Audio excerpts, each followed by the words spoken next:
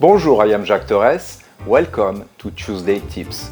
Buttercream is a big chapter in pastry. But I want to show you one of my favorite buttercream, which is a meringue buttercream. So the first things to do is add the water to the sugar. So you put your finger in cold water, you grab a little bit of the sugar and you come back to the cold water. When you do that, you have to pour the sugar along the bowl, not on the whisk. You see the dough is very crumbly.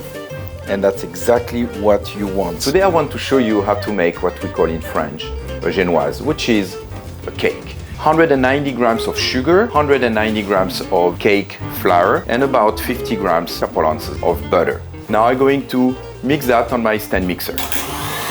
Just a little melted chocolate with a brush, you just brush it, and then you assemble it with my berries.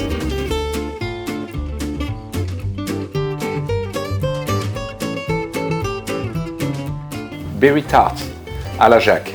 I hope that helped.